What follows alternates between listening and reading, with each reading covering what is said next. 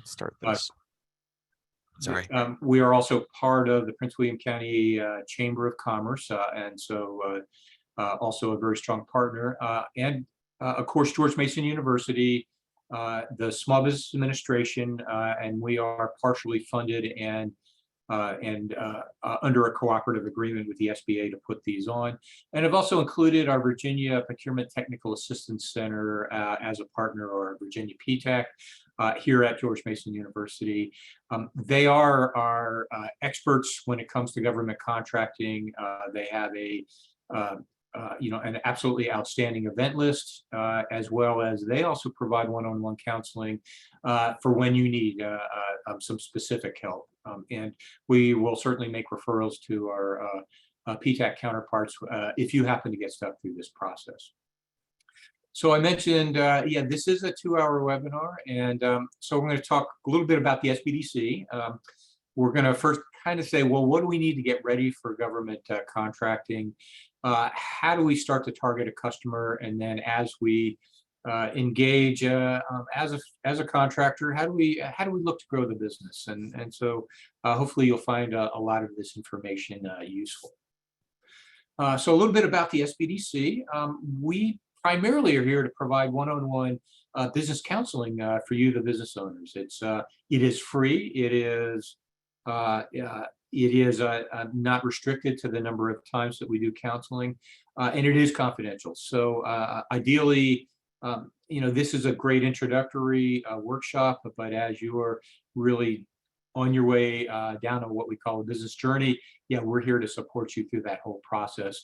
And we can cover all business topics. That's accounting, finance, HR, IT, financing, marketing. We have a great domain experience, as well as strong domain experience in government contracting. We also do these smaller training seminars and cohorts, but also some of these larger workshops like the one that we're doing right now.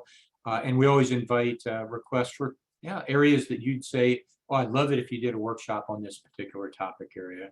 Just let us know. We're doing 3 to 4 workshops a month. And we also have quite a other number of workshops that anyone that is registered here could also go to other workshops that are being done by other SBDC centers in Virginia. And of course, we are the referral source to all state, local, and federal sources to help you find the answers that you need. The Mason SBDC is one of 27 centers in Virginia, part of the Virginia SBDC network. So I can always turn to my counterparts when we need to find answers to help you with your journey. And with that, why do we do that? Well, this is really what the SBA is expecting us to do, and that is to drive economic impact that we measure in the forms of job growth, sales growth, and capital invested in your business. And so we ask you after every session, have you hired anybody? Has sales grown? And we also do surveys throughout the course of the year. So having you provide these answers really help us be able to provide that information at an aggregate level back to the SBA, as well as our congressional leadership that funds these programs. And of course, we also are looking to get new businesses launched. So we do measure our new business starts along the way. So we're going to kick off a couple of polls here, but it's always a good idea for me to sort of say, oh, here's some of the upcoming workshops that we're currently doing. So this first poll, just trying to get a sense of what industry do you belong to, and of course, the more we can sort of get a sense of who's in the audience, I think that's great. On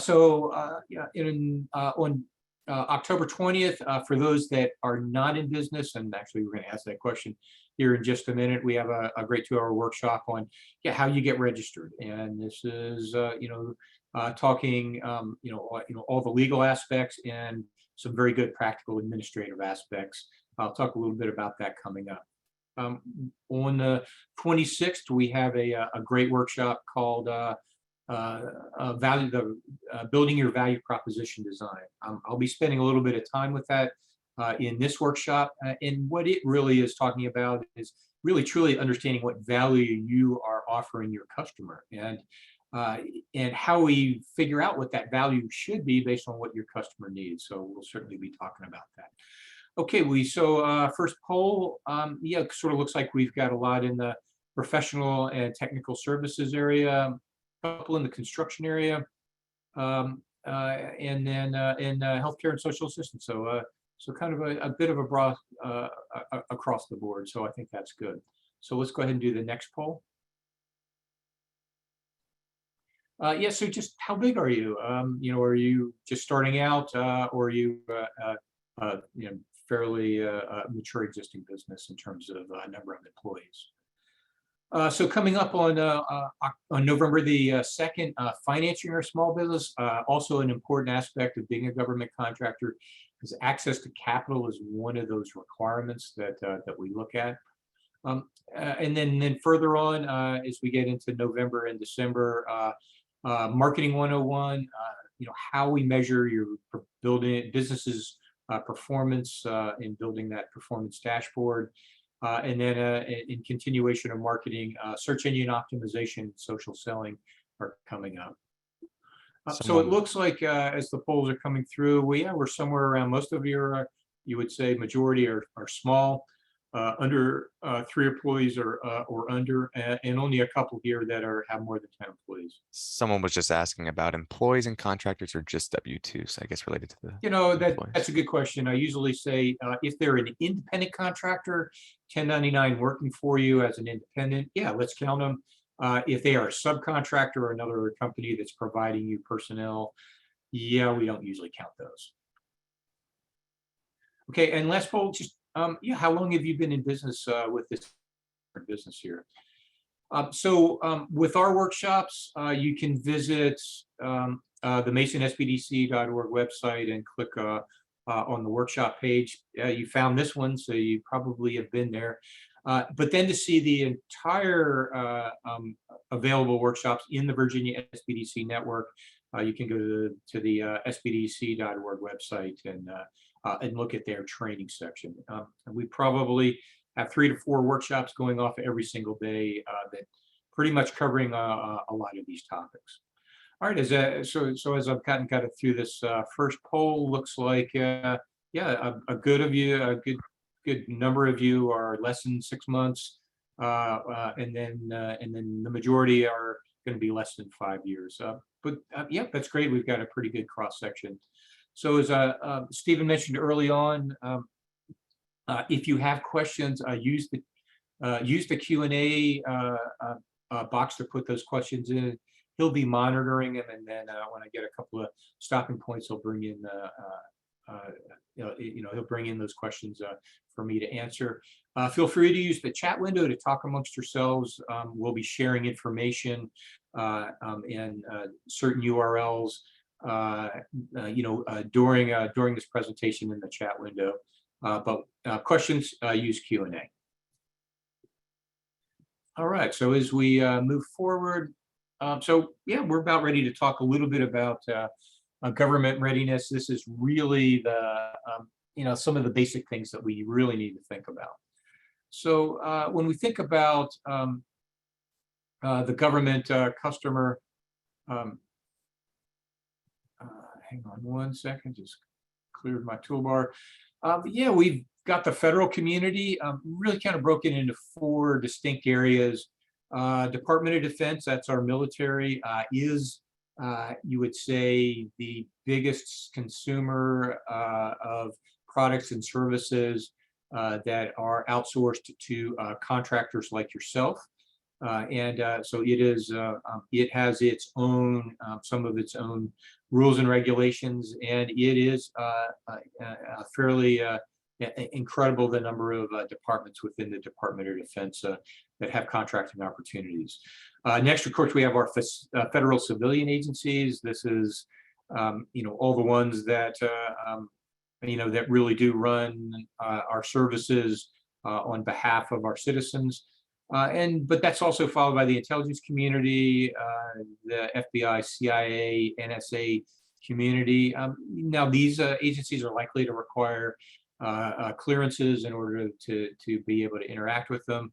But we always never exclude prime contractors, because often prime contractors themselves that are doing work for these three areas are likely your starting point as you begin your contracting journey in the federal space. But we also do have state and local that we're also going to talk a little bit about, and just like the federal agency, they operate often in the same mannerism. And I threw a couple of URLs up here to go ahead and open up and just to see sort of the scale and the size of our federal government.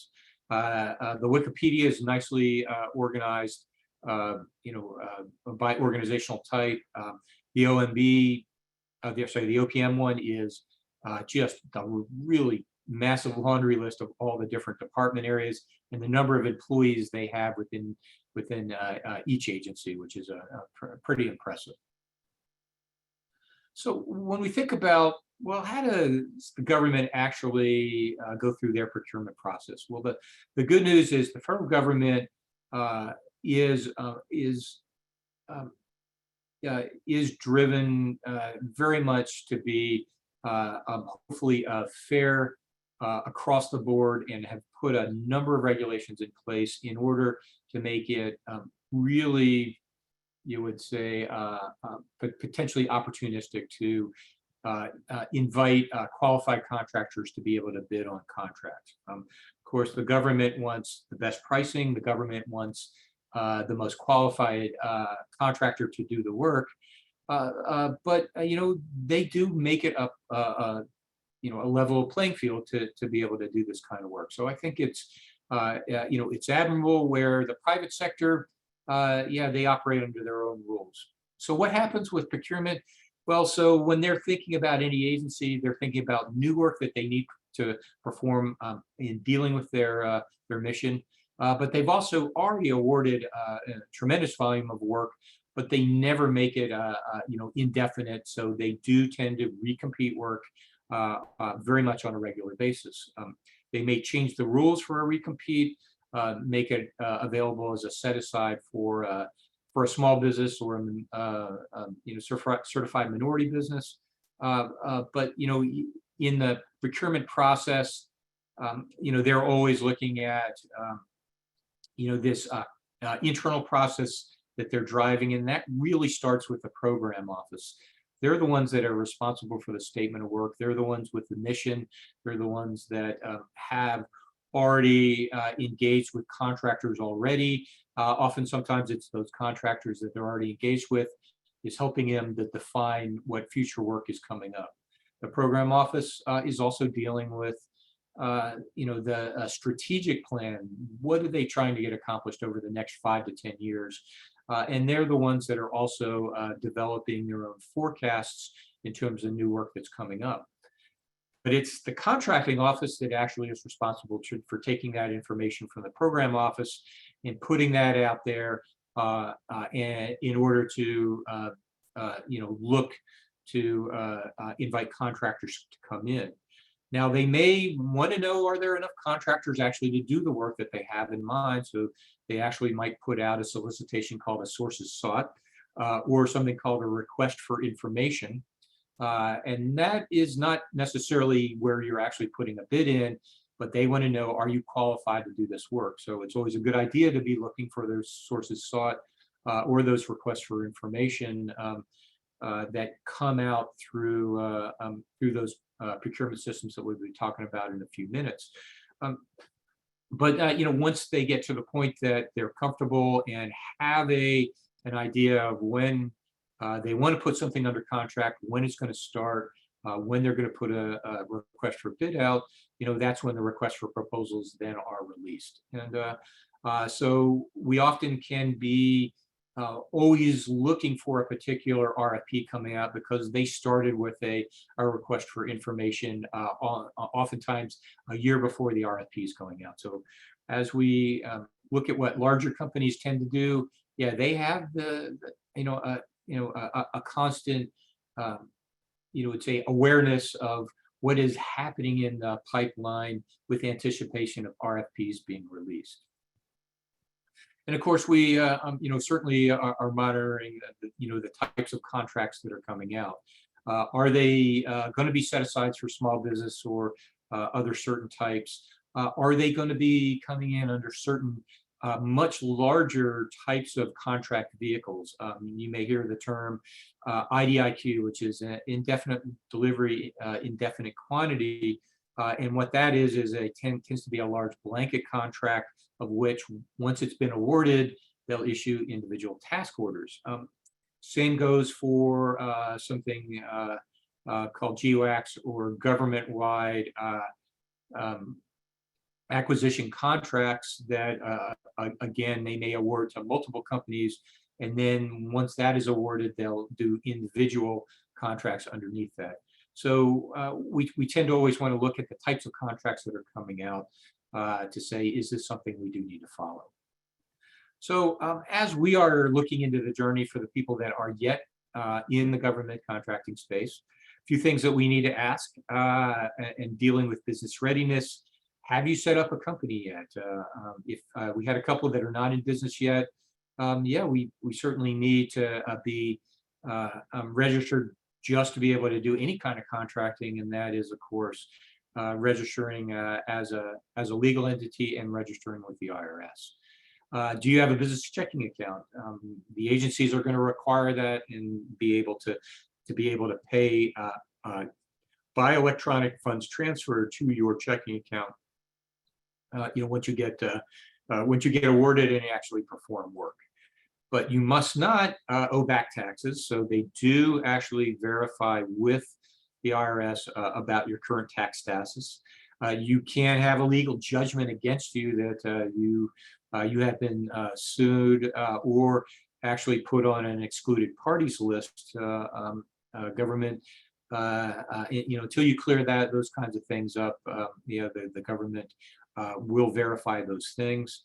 And surprisingly, if you've got student loans out there, as a business owner, you can't be in default of those student loans. So another aspect that's really important for you to consider is something we call past performance. The government really wants to know, can you demonstrate that you have some experience to do the work that we're asking for? So, does your company have public or private sector experience in a particular domain area? Do you have some revenue and some years of experience, and at least perhaps 2 years of successful past performance? Something that the government can ask for a referral to say, what is that past performance? And that's one of the primary requirements that we're always going to find in order to win a direct prime contract award from an agency. Now, we certainly don't have that as a necessarily requirement to be a subcontractor to a prime, and so that really is where we say, does you and your team have personal work experience relevant to that area of interest? So that is where we start to build that experience and make it presentable to prime contractors. And then over time, as you gain experience, you'll hopefully be eligible to get a direct award. We also have to think strong financially. One of the things that is important is, do you have the financial wherewithal to be able to perform under this contract, and often in a challenging economy. So existing businesses, you have good positive cash flow and access to capital. So that access to capital would be in the form of line of credit or other ability to tap certain assets in order to be able to fund the starting of a contract. And they tend to want to know, has your business grown, over the course of the last few years? Now, it's not an absolute requirement, but they do look at your financial health as a requirement.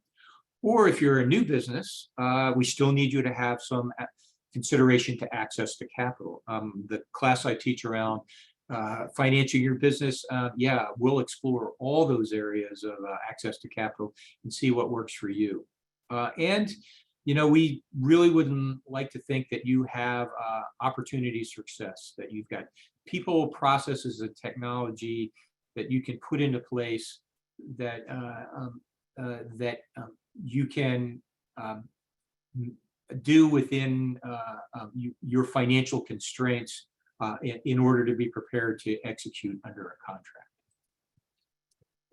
The other biggest aspects that we're often expecting you to explore is relationships with other companies.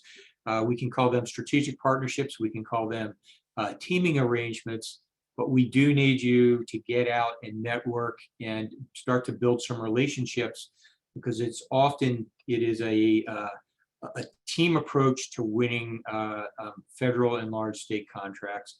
It's a single company that's going to perform all the work. It's typically going to be within a team. So even if you had an opportunity to prime, or you were looking to be a subcontractor for a prime, important to really build your network. I've worked with a number of companies that really don't like the really big primes. Big primes can be somewhat bureaucratic and somewhat dictatorial about how they interact with you. So finding 3 strong small businesses to band together as a team to compete with the really large primes, we've worked with companies that have had some really strong success in this area. Another thing we really do need you to think about is your business infrastructure. Having administrative staff to get things done. That's procurement, that's HR, that's accounting. And you can, if you are just a single business owner and really getting started, it really becomes a challenge to do all the administrative tasks that you need to do, at the same time be able to go out and market a capability to the contracting community. So we really do need to think about how you address administrative staff. Having the ability from an electronic standpoint, really being able to be organized, and that's everything from accounting to document management to HR and employee information, that we need that strong organization. We do need you to think about a government-designed accounting system. DCAA stands for the Department of Defense Contracting Auditing Agency, and while they oversee the Department of Defense contracting community, other agencies also rely on them to say they set the rules as to what is important in an accounting system. The government wants to make sure that you can accurately account for all of your costs, accurately be able to compose and submit an invoice, and to have controls in place to prevent fraud. And so one of the classes that we teach is, well, what goes into that accounting system, and what would happen as your company matures and there's an opportunity to be audited by the agency. Actually, companies do want this audit because it makes it that when you pass it, you are a more mature company and you have potentially more contracting opportunities as a result. We do think about standard operating procedures, SOPs, about how you run your business. That could be project management, that could be your sales process, that could be things related to clearances and employee management, and important that they're in place. The government wants to always make sure that you can recover from a natural disaster or something like a pandemic. So do we have a recovery plan in place? And do we have quality assurance, quality control plans in place? If you're in some of the professional services fields or in, let's say, construction, expectation is, how do you ensure quality and that the government is getting really good quality work out of you. We also are seeing a much stronger requirement to have a cybersecurity plan in place. Department of Defense is has a requirement called the CMMC, which stands for the Cybersecurity Maturity Model Certification. And we're starting to see lots of the other agencies also following suit, because they want to make sure that not only are you protected from potential, outsource hackers that could potentially shut you down with a ransomware, but also to protect the government's content that you may be interacting with. And so cybersecurity, important requirement to think about. The SBA is expecting our SBDC offices also to provide cybersecurity readiness as well. This is important for all small businesses, not just contractors. So one of the things that I'd love you to do is if you're not sure, well, what do I need? We have workshops on that. We have a cybersecurity specialist with the state office that can help you here. So to learn a little bit more about DCAA, here's the link to the DCAA.mil requirements. And if you also want to learn about CMMC, the Office of Security, they also have a really good explanation of what CMMC means and how you get ready for it. So another aspect of the government is we are really big on acronyms. I mentioned things like CMMC. Well, what does that stand for? But we start throwing these acronyms out on a regular basis.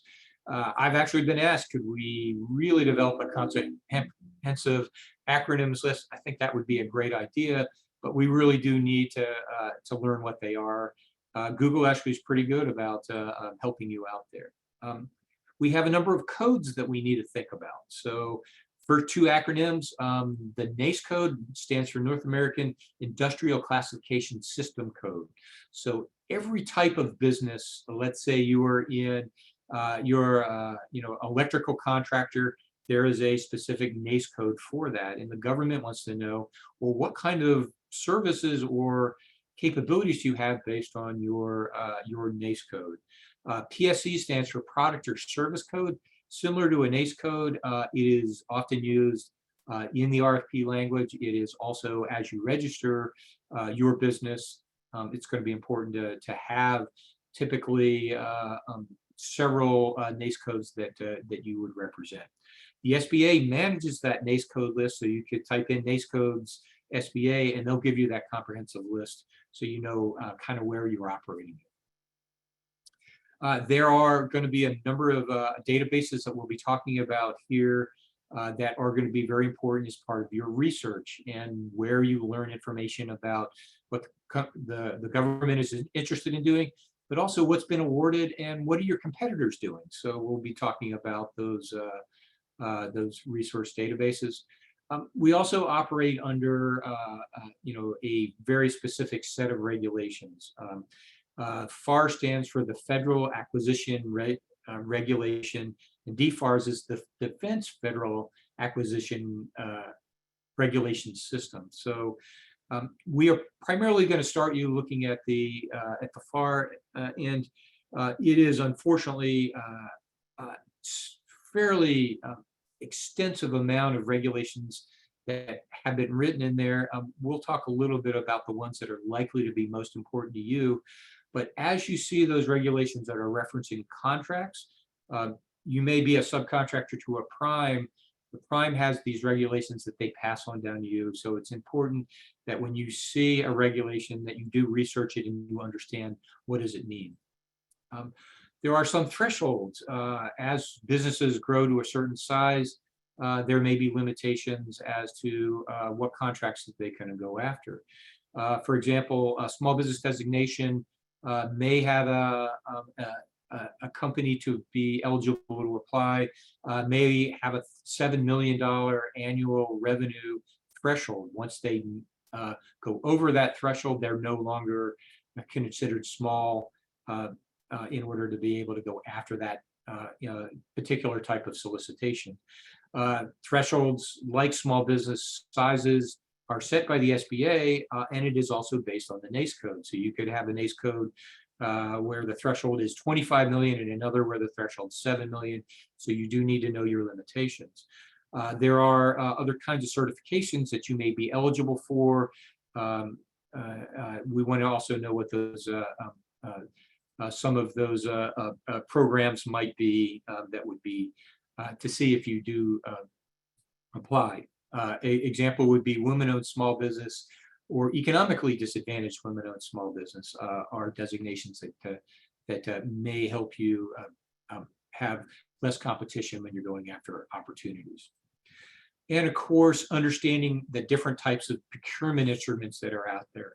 GSA has something called the GSA schedule that companies can essentially publish their pricing lists for their things like their labor categories or their products that they're selling. And not uncommon for an agency to say we're looking for bids based on a contractor's GSA schedule.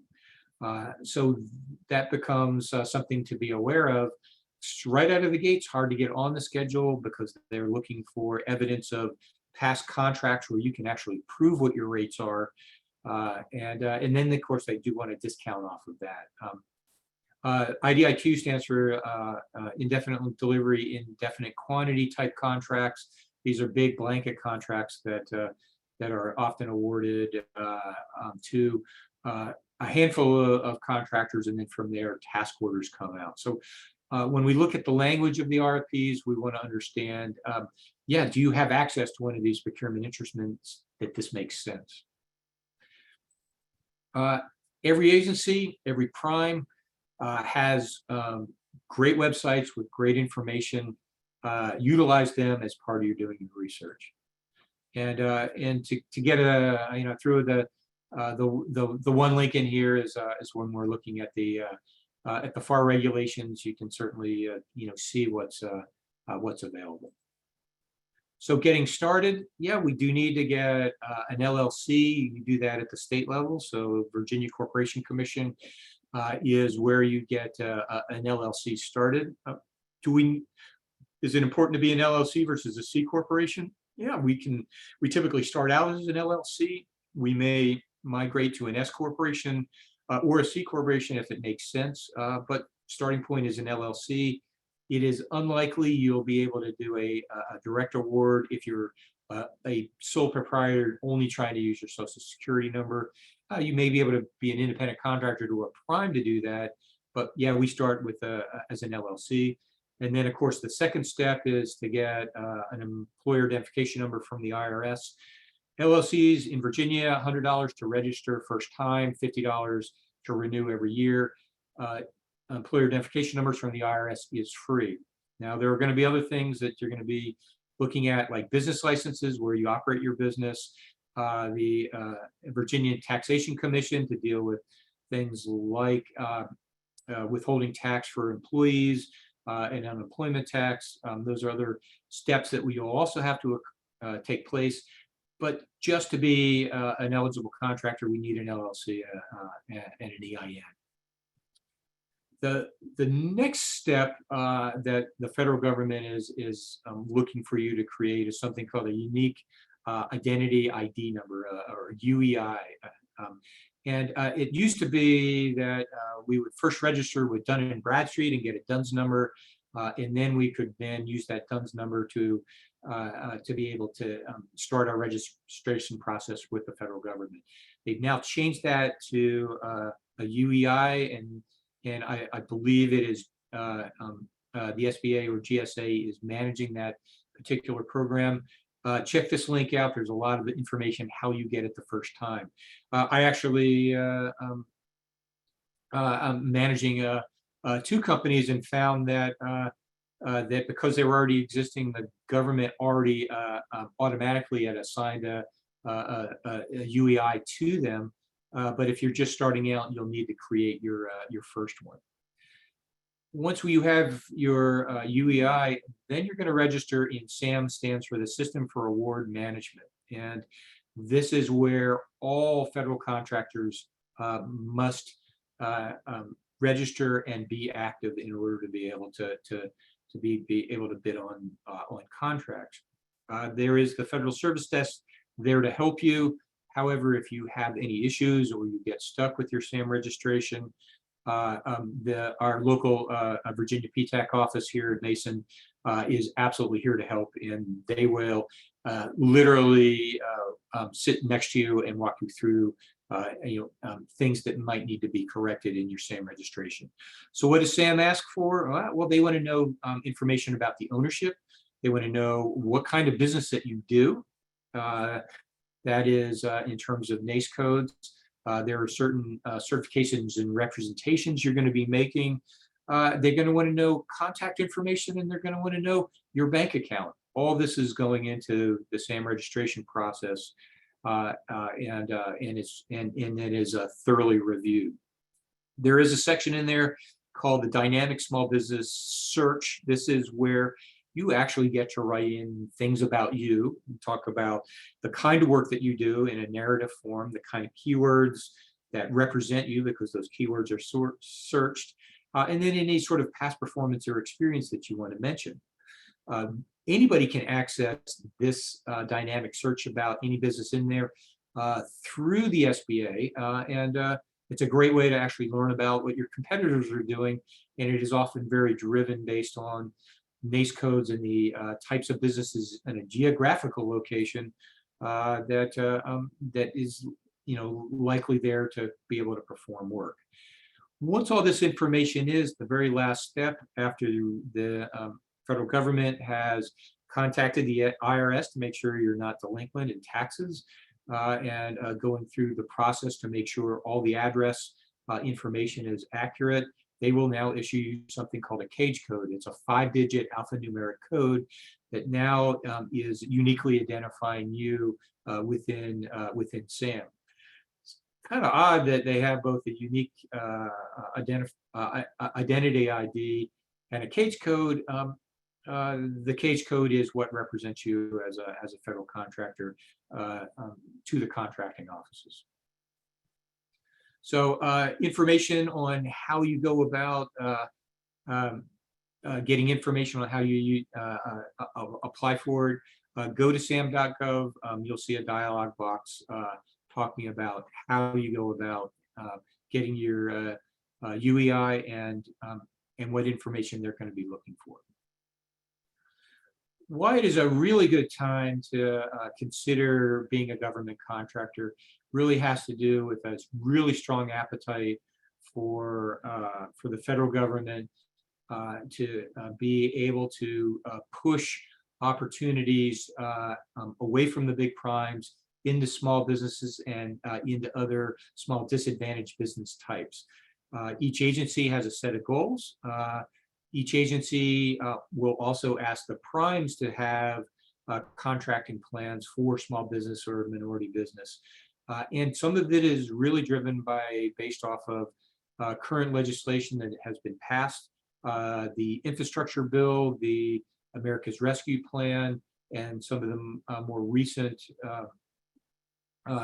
legislation that's been passed by Congress has put a strong emphasis on these contracting goals. That puts the contracting officers in an interesting position, because now they really need to broaden their field in terms of eligible contractors to go after certain solicitations that they'll be putting out there. So really good time to start to pay attention of what's going on. I did led a workshop, a 10-week cohort for Department of Energy earlier this year, specifically to try and attract minority businesses to go after Department of Energy contracts. What we did was go through this type of programming to make sure that you're truly prepared to be able to go after some of those Department of Energy solicitations. But they have such a major emphasis on improving their minority participation. It's a really good time to really consider it. So things we think about. Well, the government does buy everything, but not every agency or prime contractor buys everything. So we really need to look around get a sense of know who buys what you sell. And so we're going to talk a little bit about that coming up and how we might do some of that research. Uh, Good to understand that the fiscal year is October 1st to September 30th.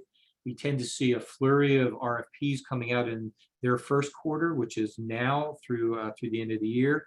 And then those programming officers are really thinking about then their next fiscal year. We often then see another big flurry in the last quarter of the year. That's the June, July, August timeframe. Leading into September, where they're quickly trying to get proposals awarded for budgets that have been awarded, and then they start the process all over again. So, really good to understand those cycles.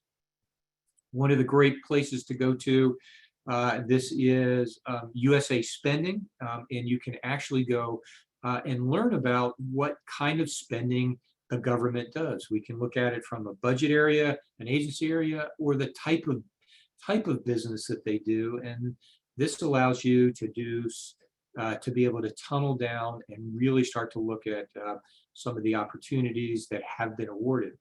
So this, to me, is your starting place when we're looking for opportunities.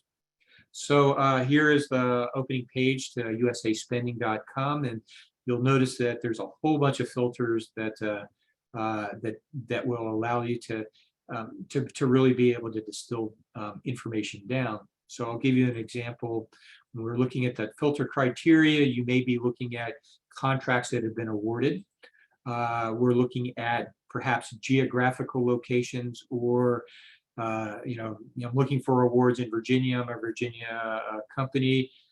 We also can be looking at a specific agency. In this particular example, I think I was doing Department of Energy. And then we could even looking for types of set aside, small business, minority business, women-owned business, just to sort of get a sense of what kind of awards that are out there. But it's certainly, from a keyword or a NACE code, that may be an absolute starting requirement that we want, because we want to align it with the kind of work that you do. So once we get into some lists, you'll get an interesting list. And I think in this case, I think I was looking for administrative professional services. So what pops up is, here was a contract that was awarded to Northbound Solutions LLC.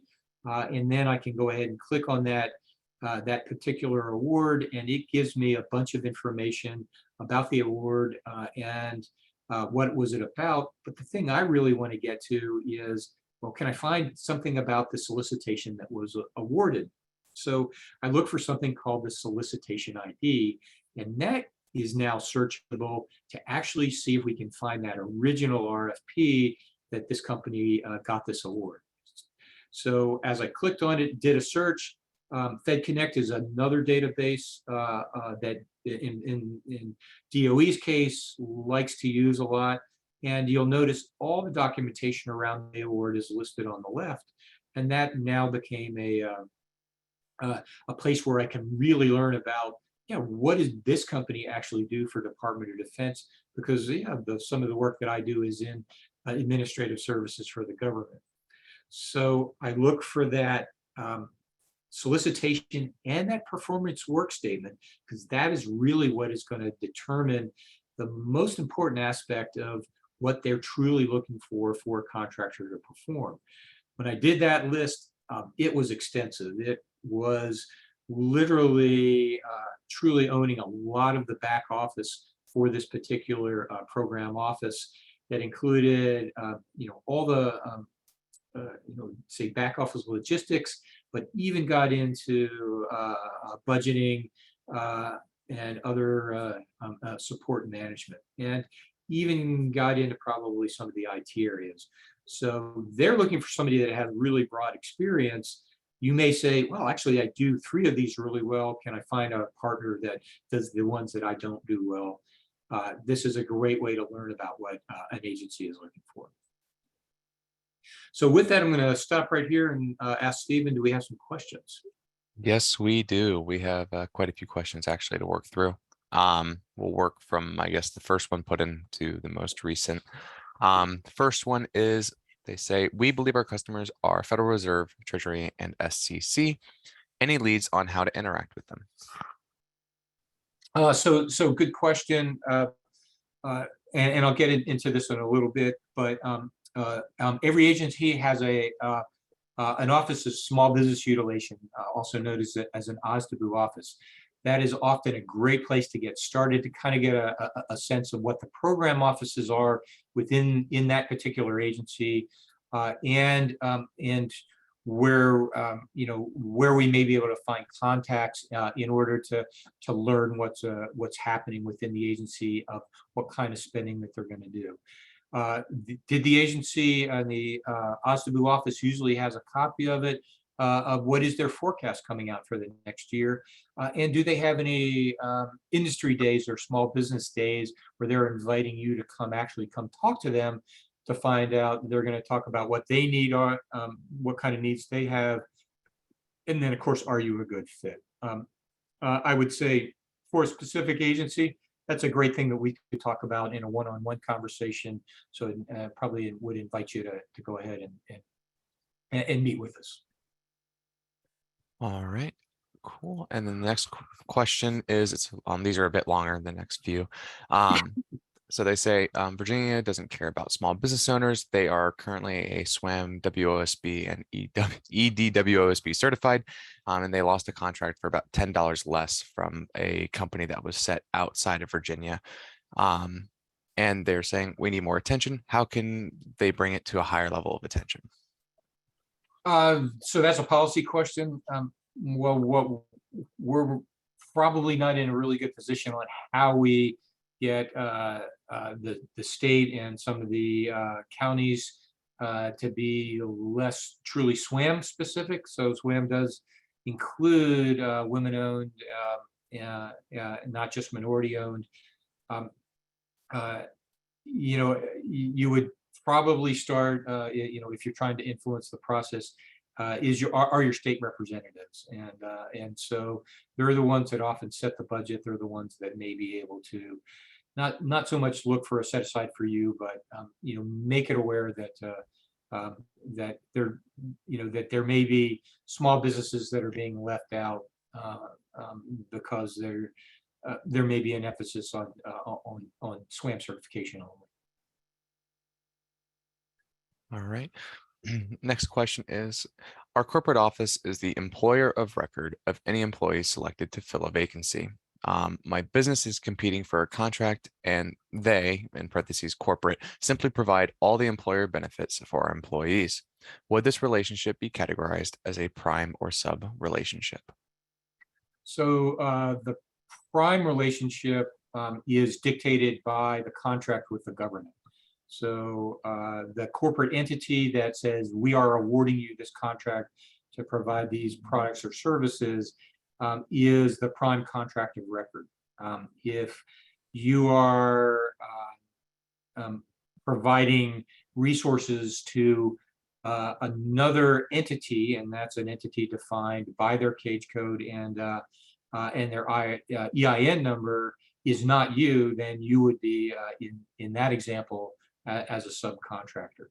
Now, in the case of something called PEOs, or professional employment organizations, Insperity is one of those organizations where your employees actually are being paid and run through Insperity, and it kind of looks like they are the employer.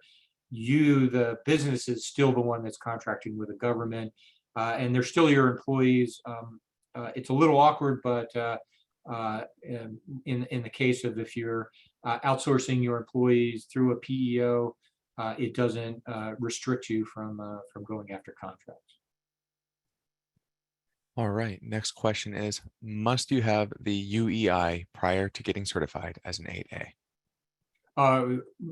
Yeah, so an 8A has a whole lot more requirements. UEI is at the very beginning of that. So that UEI followed by registering with SAM to get your cage code is the absolute minimum requirement. but look at the rules for 8A applications. Typically, you need to be in business for at least 2 years with some evidence of contracting before you could even apply to get your 8A certification. All right. And then next question is, besides the mentor protege, oh my gosh, program, what are other programs, if any, are available to help new businesses actually be awarded a contract? There is a significant weight placed on past performance, but how does one be competitive enough without any past performances? Yeah, so really good question, and that's always one of the hardest parts. So what we're going to do is kind of explore about how we really try and position our business and what our capabilities are, even though you don't have a true past performance, in order to be able to team with somebody that does have that past performance in order to be awarded a contract. I've I've got dozens of examples of businesses that I've run where, yeah, we did not have the past performance to go after somebody after a particular award, but we had the experience to actually do the work. That's the most important first consideration is, do I have the experience to do the work? Once we can design that, we are now going to employ networking. We are going to spend a lot of time looking at other possible primes through our research, and we're going to contact them and then say we would like to go after this particular award. Really good example was one of our clients that were working for a very large prime, and it was two of the senior managers that were on a particular contract, and these two managers knew this contract was coming up for recompete, and were very nervous that their prime wasn't really interested in winning that recompete. So they decided to form their own business. Because they really understood the work, and it happened to be in the procurement space for one of the agencies, the agency knew these two individuals were true key personnel. When they formed that business and they looked at the recompete, said you needed past performance. Well, their brand new business didn't have it, but because they knew the inside of it and they knew other potential primes that might be interested in teaming with them, it wasn't hard for them to say, yeah, I'll team with you.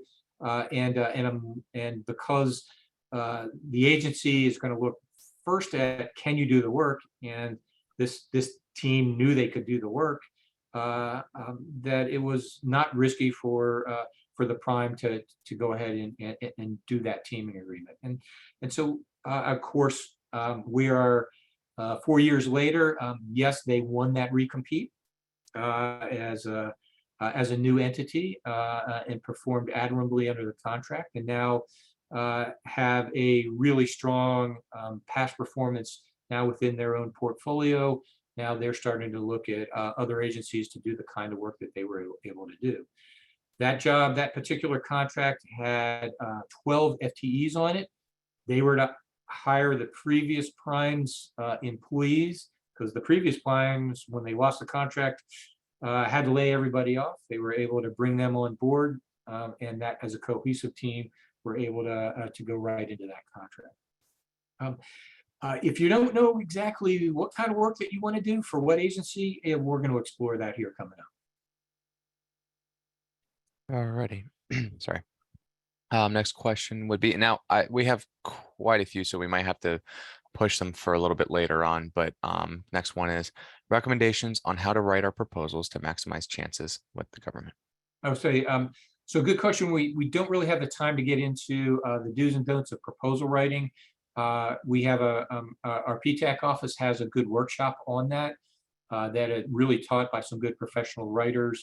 You can certainly talk with us on a one-on-one basis, and we've got a lot of the good basics of what goes into a good proposal. And what does it mean to create a win theme? What does it mean to try and differentiate yourself from your competitors? But we do that in unfortunately, don't have time to go into that in any depth here. Yeah, I guess that rolls into like, I guess this kind of related. Someone was asking about bid proposal templates and maybe a place where they might be able to get their hands on something like that as well.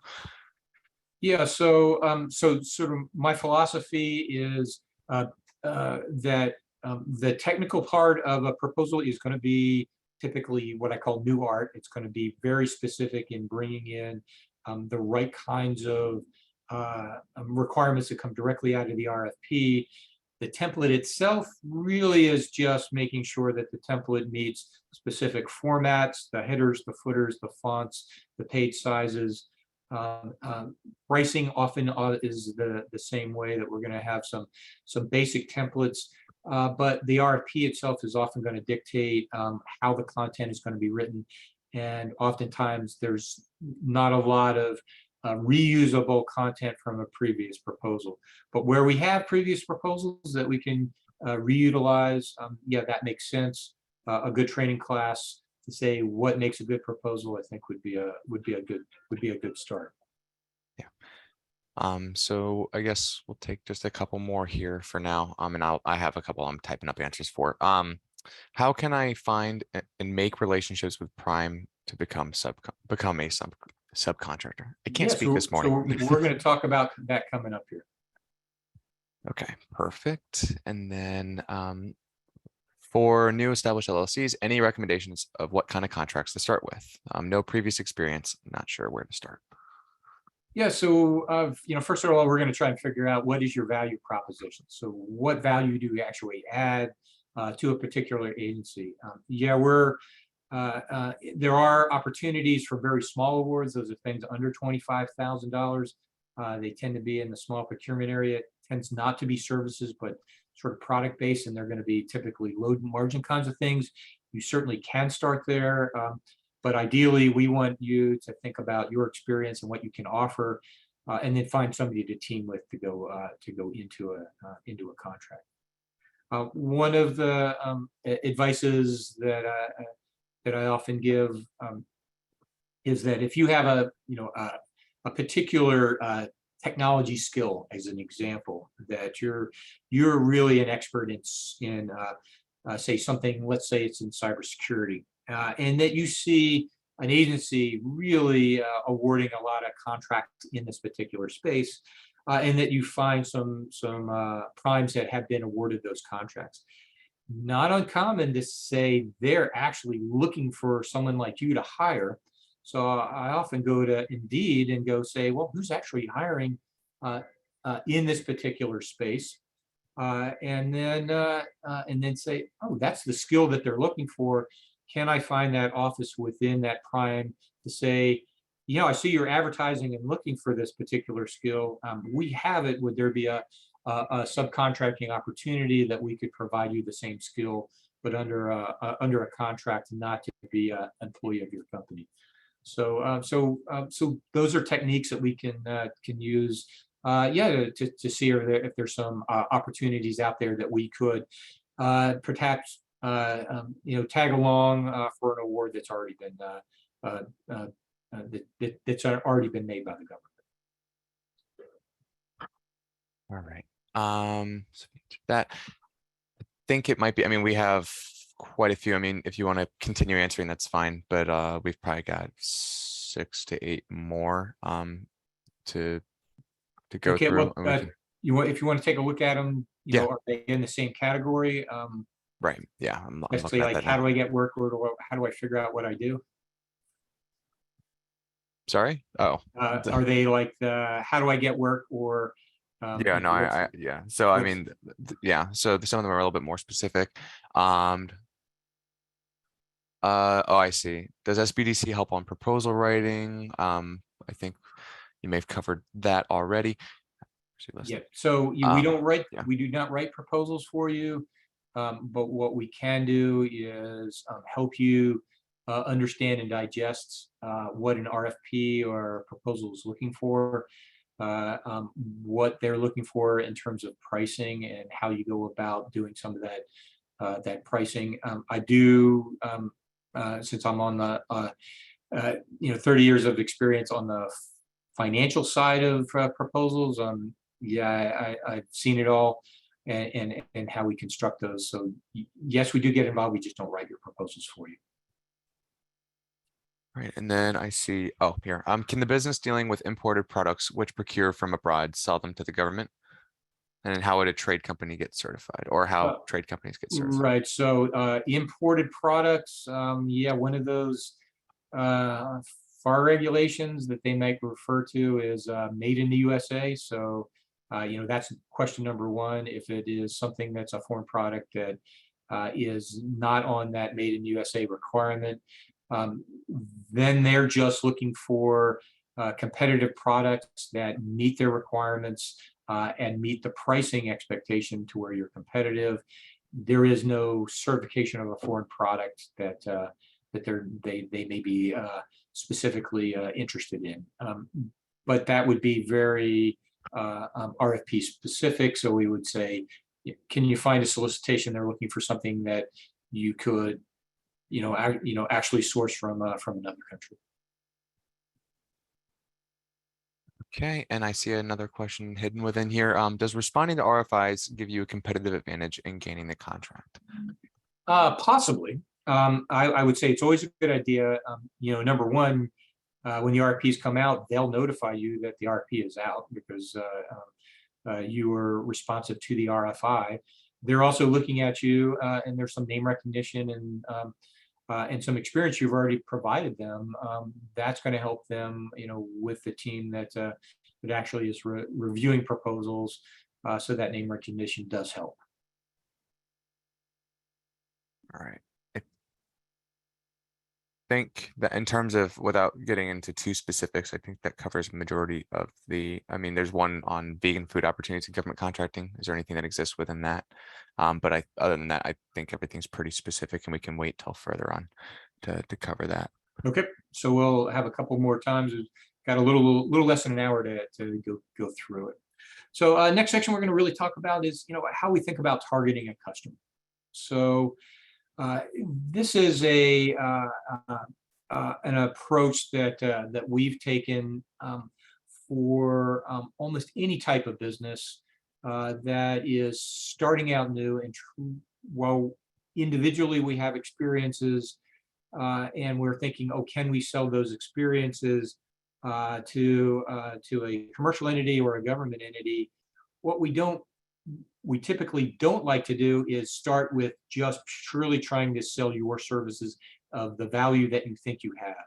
What we want to do is actually spend a lot of time looking at the customer in terms of their needs and wants and the competition, which is what we call substitutes, to understand what really does the customer want before we align what capabilities, the features, and the benefits that we do in order to market to them. So when I used that example of that one DOE contract that I looked at, I had some very specific needs and wants within that contract. And we have to look at that language in terms of must-haves. The contractors must be able to do this thing. That is a pure need. But then if we look at other language that say, a successful contractor may have these other attributes. Those are the wants. And we are often looking at things related to fear, the fear of that the importance of the contract and the ability to deliver on that contract. They're addressing their fears in terms of well, they have to pick the right contractor, or this is because this is so important to them to get it done. So we tend to look at agencies and we look at agencies as what they've delivered in terms of opportunity. We are going to align our value based on what we see the customer's needs are. So we do that needs analysis first.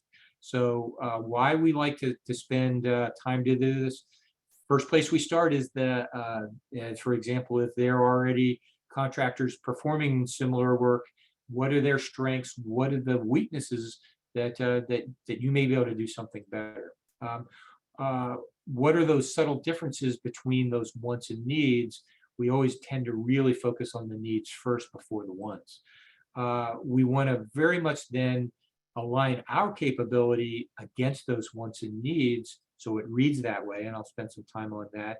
And that we're going to create business briefs that we're going to be able to give potentially a procurement officer, a prime contractor officer, even an end user to say, yeah, here's our capabilities that are going to be very much aligned with that has your value proposition with their needs.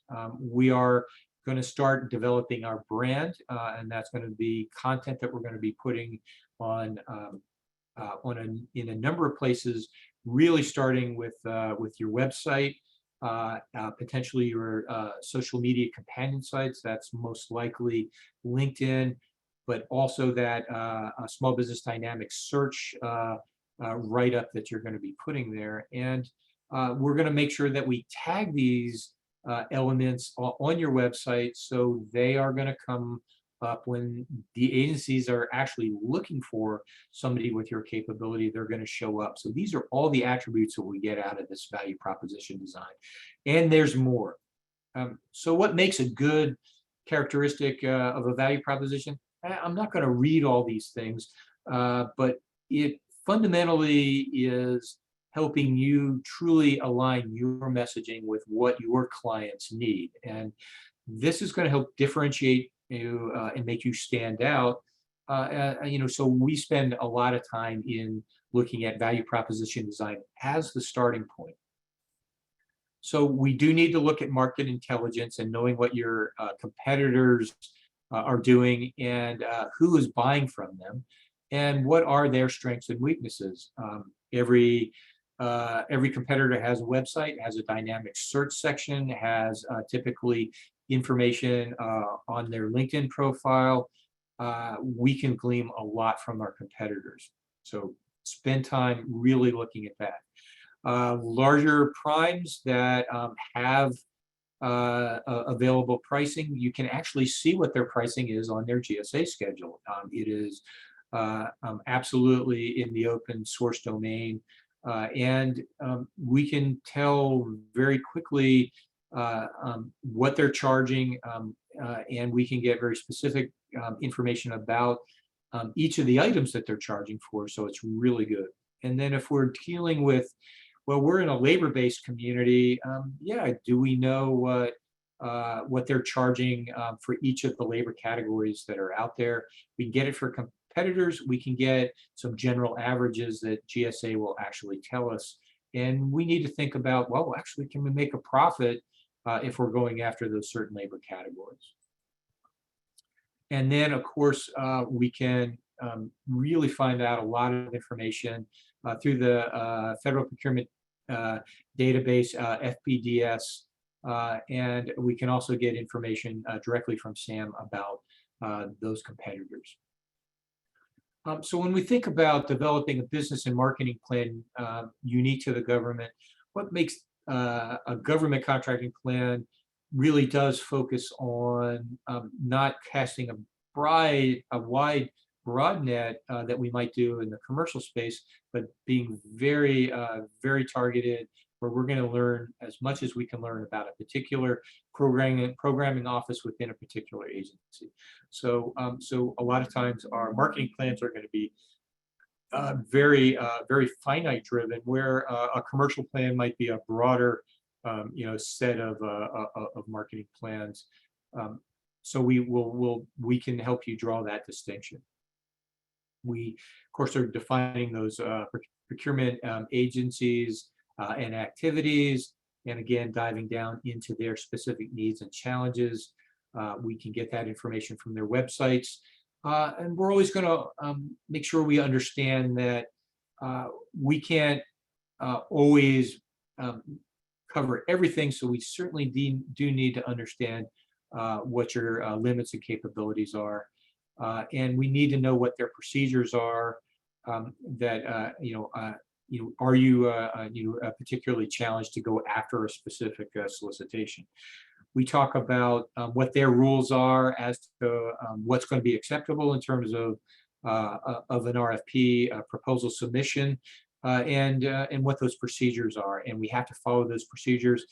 You can get your proposal thrown out on a technicality, even though you might have a very strong proposal for their consideration because you didn't follow their rules.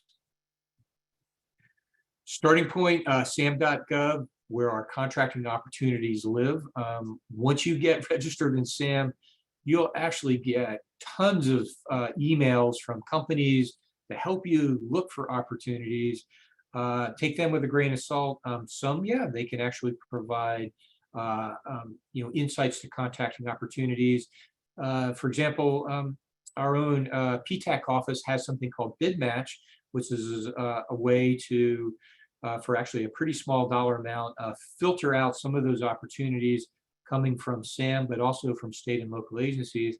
It can help you just look at ones that might be important to you, or you can do your own searching through sam.gov directly. Those other solicitations that you'll see out there, yeah, they're all looking to charge you money to help you do some of the same research you can do yourself for free. It's certainly a marketing research tool, and for sam.gov, it's anything that's over 25,000 will be in that solicitation. And you will know if you're looking for specific set-aside opportunities. For example, it's a small business set-aside, you will certainly be able to filter it. And we gather this information, and it can be in the sources sought, RFP, and RFI space, and it helps you build your pipeline. And easy to click on here. We like Fed Connect, which is a really good companion to sam.gov, because Fed Connect will often have those same solicitations, and they actually have tools within to help you build your pipeline. That is where you register with them, and you can tag and get email alerts through Fed Connect to help you keep track of what's happening there with pipeline opportunities.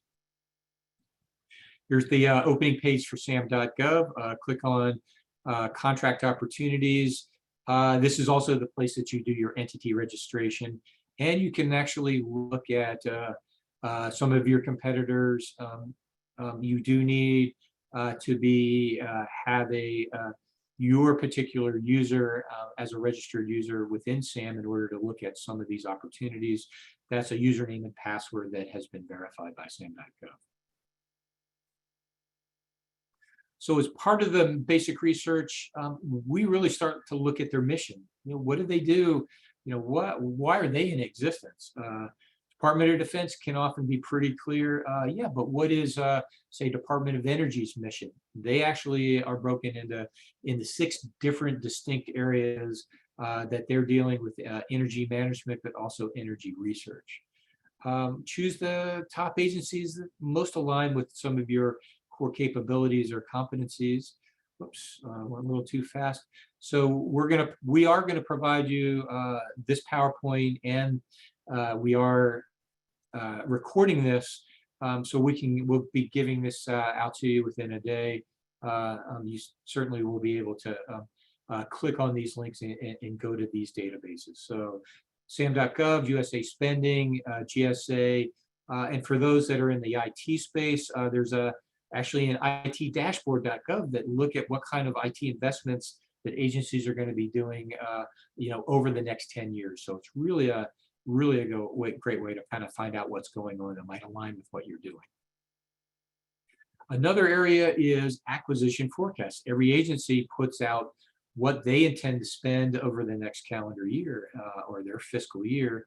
You can go to acquisition.gov for all agencies, and you can go to the specific ones through DoD, and often really good information.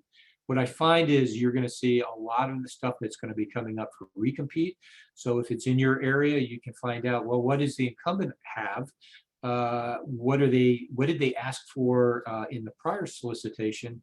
And this can really help you do some really targeted research that makes a lot of sense as to understanding what the agency is asking for. You can also go to the Office of Small and Disadvantaged Business Utilization Office, also known as the OSDBU. Oftentimes, they have forecasts and they have a pretty good understanding what the programming offices are likely to be asking for. They don't necessarily tell you how to win contracts, but it is an advocate for you because their job is to give you as much information as possible. They're often the ones that are organizing industry days or matchmaker events. So it's often good to get to know the OSDBU of a particular agency. We have links for all the agencies or the DoD agencies that are out there. So seek them out. It's going to be important that you have some familiarity with, as I mentioned earlier, about some of the FAR regulations that are out there. And these are to help set the rules on what the agency is going to expect from a process standpoint, but also from a fairness standpoint. The ones I think it's going to be important for you to learn tend to be in the small business or IT acquisition areas, and for those that are in the professional service arena and the construction or the construction trade, including architects and engineers. These are the parts you can focus on when you go to the Federal Acquisition Register. You don't need necessarily to read from beginning to end all the things that are out there. So with that, we're going to take another quick Q&A and see what's out there. Alrighty, so I see the first one that I saw was I received a lot of calls from small businesses that offer a guaranteed government contract but need to pay $5,000 or more a month. For example, I see. Select government. Can we trust these companies, and should I partner with them? Generally, my advice is no, be very wary of those customers. There are no guarantees out here.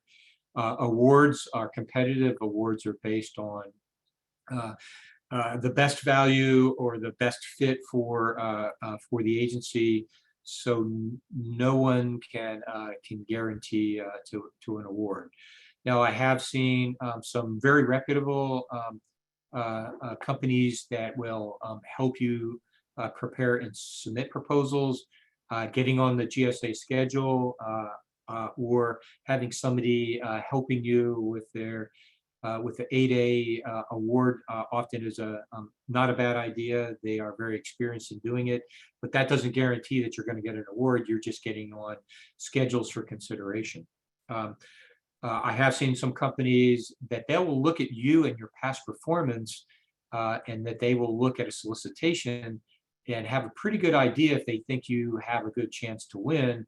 And they'll say, yeah, we'll take you on. You'll pay half the fee up front, and then the second half of the fee upon award. And if you don't win it, they're going to forfeit that component. But these tend not to be cheap. And these are in situations where you have had some serious success, but trying to get into a particular agency and know that you have pretty good alignment, but just not the bandwidth to do it. So it's sort of outsourcing some of the business development to that. But companies that say, we can get you a contract, yeah, I would be highly suspicious that that it would be true. Especially those that are subscription based, that are all they're really going to be doing is digesting some of the same solicitation information you get out of SAM or some of the companion databases that are out there. Makes sense? Hopefully that makes sense. All right, and then someone asked, what does RI and RPI stand for from a few slides back? RFI, request for information. Okay, they put, okay, gotcha. And then, do you need to be a U.S. citizen to participate in all government contracting opportunities, federal, state, local, or does it depend on the contract and or agency? Yeah, so if you are not a U.S. citizen, there's nothing that prevents you from creating a legal entity that can go after most federal awards. Exceptions certainly may be where there is classified material where a clearance is required, and you may not be able to obtain that clearance without being a U.S. citizen. And they will be very explicit as to what those citizenship requirements would be. So absolutely, if you're not a citizen, you can still go after those awards. Now, have to be legally have the ability to do the work in the United States. So, green card holder, permanent resident, yeah, those statuses would have to be likely to be just to be able to get that legal entity up and running. All right, and then I missed it from earlier. How do we actively pursue the less than 25,000 contracts? Yep. So that's a really good question. So this is where we would first have you talk to the small business offices to find out what procurement offices within an agency are putting out those solicitations. Typically, you got to get on those bidders lists in order to hear about those solicitations, but there is no real easy sort of centralized database that will have those solicitations. GSA does put them out, but you need to have somebody that is a GSA holder just to be able to search those databases. I would certainly say our PTAC office may have a pretty good library of who's putting out under 25K solicitations. Awesome. And I think for now, in terms of the general questions, I think that covers all of it for the moment. Yes, should be good. All right. So keep those questions coming. Looks like we're right on time and hopefully doing well, and we'll have some more time at the end of this for some more good questions. So, I really talk about first being ready and really thinking about your value proposition to help you target a specific customer by first learning about their wants and needs. So, once you're established, and then hopefully perhaps even having an opportunity being awarded to you under your belt, yeah, most likely as a subcontractor. Yeah, we're going to talk about now really starting to build off of that in terms of business growth. So we, of course, would say that the first and foremost important aspect that a buyer needs, and this could be certainly a commercial entity, but more importantly, the government agency, they are not going to select you because you're a certified 8A, or you are women-owned, or you are of a particular set-aside class. They just don't do that. The number one question and most important is, can you meet their needs? So when we think about proposal writing, it is important to think this is what we're going to be putting together. It's going to impress them that you indeed can do the work and you are an expert in that work. We think about, as another way of looking at it, can you solve the problems? So when we read their solicitations, and this is especially for new work, or if it appears that they are looking for a recompete of the existing work, that original contractor may have presented some problems to the agency that incumbent didn't exactly solve well. So we really do look at RFPs as to thinking about what they do.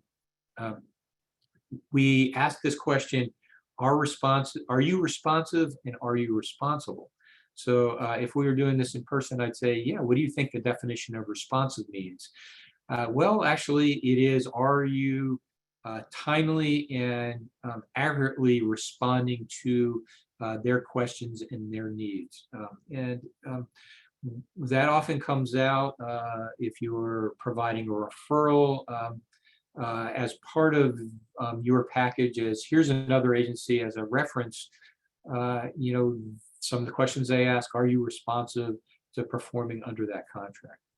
Responsible, on the other hand, is making sure that you're not just being responsive to the contract, but ensuring that you are developing and implementing those capabilities to perform under the contract.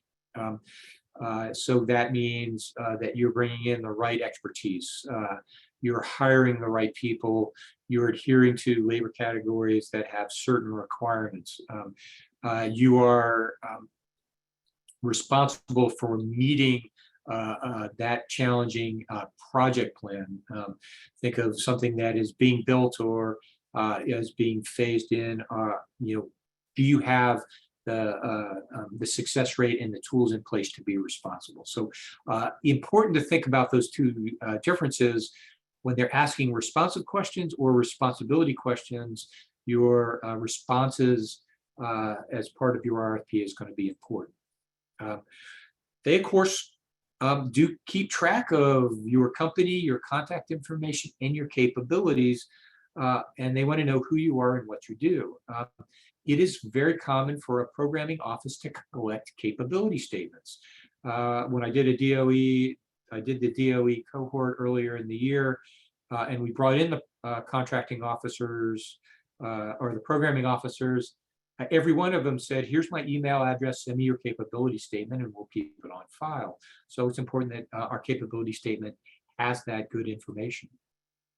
When we think about past performance and previous customers, we want to make sure that that past performance is described in a relevant way that meets the requirements of what this is done. So that the work is to be performed.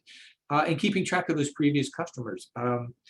It can certainly be commercial entities and other primes that you might have worked for. And it could have been work that you did under another company, but you as the business owner can bring those to the forefront. And they want to have some evidence of demonstration that you've done this work before. And I very much see this even at the state and local level. And then, of course, if you have a certain social economic status, this is women-owned, veteran-owned, minority-owned, certified minority-owned. These are, or even hub-zone. These are the last thing we want to bring in because it's going to be important for the buyer to say, "Oh, you can do this work," and then it's good that you meet or enhance the opportunity because of your socio-economic status. A really good article from the Americas SBDC, that's our national association, about the difference between responsive and responsible. I would say click on that link and we'll reinforce everything that I've said. And one of the things that agencies also submit to prime contractors is something called CPARS, which is the Contractor Performance Award Review. And every year an agency will issue that performance. We'd like you to be in the exceptional range, but oftentimes you can actually search this to find out the ones that were not meeting the performance reviews that the agencies put out. Your calling card is something called a capability statement. This is where we can define what you do and distill this down into a single page. Reviewers, they're going to spend 5 seconds looking at this and are going to quickly want to judge, actually, are you doing the things that we want you to do? This is one of our templates. We got this from our PTAC office. So what goes into a capability statement? Well, first, the drivers of it, the products and services that you provide, your value proposition, and what we would say are differentiations. So differentiators and past performance help you drive that. Value proposition is the fundamental aspect of your core competency. So the components, core competencies, where we're putting a summary of who you are and what you do as a value. Differentiators are to describe in a format that demonstrate that you know what you do, you know what you're doing, and you are an expert in this particular arena. And of course, they want to be able to reference some of the work that you've done in the past as a reference or demonstrated referral. And then, of course, the rest on the right-hand side is your relevant company data, your cage code, your UEI, your NACE codes and information about who you are. And just the facts. Don't embellish. Don't go. Don't lie. So we want factual information. Ideally, one page. If you have to push 2 pages, that's okay. But it's important. So what are some of the do's and don'ts of a good capability statement? Do make it visually appealing. Color, breaking this up, bullets and headers and eye-capturing kinds of statements are the best practice. And so, we want it to stand out, but don't write long paragraphs. Again, we need to catch their eye. We have just 5 seconds to do that.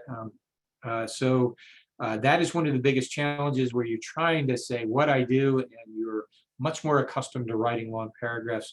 Can we break that up into specific bullets that do tell the story?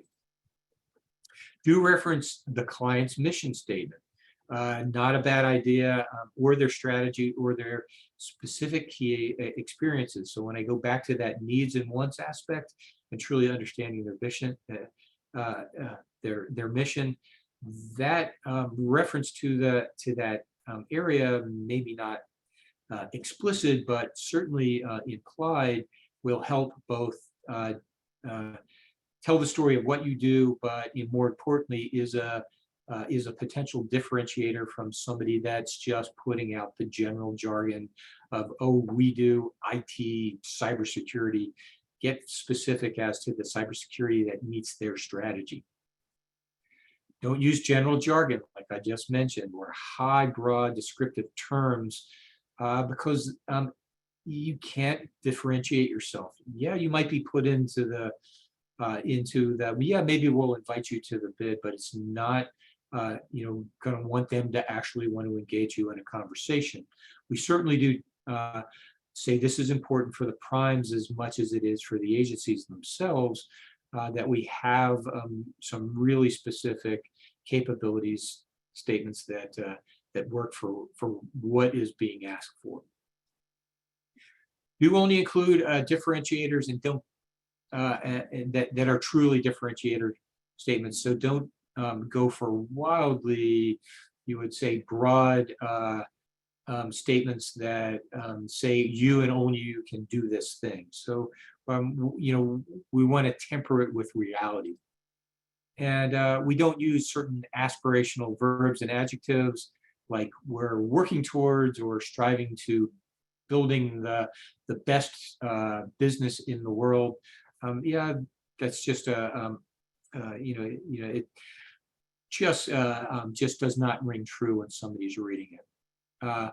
We do customize our capabilities for each of our audience. So no single capability statement for all agencies, or even within the programming offices or the primes that you're going to offer it. So we want some capability. So hence, don't use the same boilerplate regardless of the customer. Very important do's and don'ts. Really invite you to think about that. So when we think about marketing avenues, and it's like, well, how do I find somebody? Well, the key is networking. We want to engage, potential, not so much just buyers, but people that know what's going on within an agency and within a prime, that makes sense to you, to help you advance your understanding of what the customers need and the opportunities you can get to bid on. We certainly like to communicate with the buyers if at all possible. So establishing a relationship with the buyers, those are in the program offices or the procurement offices. So if they can get to know you, that's great. I always start to say, yeah, we understand what your needs are. Would it be okay that we could give you a presentation about our capabilities? Not just providing that one-page capability statement, but a presentation so you become memorable. One of my clients, as an example, was really interested in USAID. That is a very large organization that is working internationally in conjunction with the State Department. And our client had really strong past performance, but really had no experience with USAID and knew what they were doing. So they did no less than probably 10 briefs with organizations within USAID in order to explain how they've solved problems with other agencies. And so kind of think about that as an outcast of trying to get your audience to be able to talk with you. Absolutely goes with the prime arena as well. They are really going to want to really truly understand what you do. We have a great webinar called Preparing Your Pitch that will be coming up at probably in December. I think we just had it last week. Recommend you take that. Attend conferences, workshops, industry days, matchmaker events. Our PTAC calendar is full of that stuff. So go visit our virginiaptac.org website. Take a look at what they actually have. They often organize matchmaker events where you can actually talk to primes and agency representatives. Great way to learn about what's going on. This is your calling card. You go in with your story, with your capability statement. Some are virtual. We love the in-person ones. They happen frequently. Attend them. Trade associations. In this area, in Northern Virginia, there are construction trade associations or technology trade associations that are full of companies that actively engage with the federal government and the state and local governments. You can, through those associations, find out those companies that belong and those contacts of the companies. Great example, AFCEA, which is the Armed Forces a Technology Association. They have events all the time. They have great opportunities to find contacts within the association memberships. Cost money to join those associations. Do they make sense for you to join? Don't necessarily need them to find some of the contacts that you're looking for. Yeah, they may make you pay to go to one of their networking events. I love the happy hour ones or the panel discussion ones because there'll be some great networking opportunities. So check out calendar of events that are coming up. Our PTAC office, there is calendar of events that are published through SAM. So definitely take advantage of it and continue your education. So continue to go to workshops like this. We often find that you may even be able to choose the chat window amongst yourselves and actually make a relationship when you're doing some of these workshops. Website's going to be very important because prime contractors will use your website and will use LinkedIn to see if they can find representative experiences that you may be able to offer. Same goes with programming offices. So what we like to see is some of your most recent projects or deals on your front page. We want to keep it updated with current and relevant information about the work that you do. If you have something where you are both in the commercial space, but you also are in the government space, have something very specific to the government. And we're going to have that same relevant information about who you are. It's on your capability statement that's going to be on your government tab. Have capability statements. Now, they may not be the classic capability statement that you might hand out, but in each of your areas of relevant experience that we have landing pages for, have a downloadable capability statement that supports that experience relevant area. We love white papers. Show expertise. An example would be a case study of how you solve somebody's problems. You may ask for their email addresses to download it. Great way to sort of understand who's showing interest in what you do, and it's a sort of a great way to get conversations going about what you do. I did a lot of work for a pharmaceutical testing lab a few years back,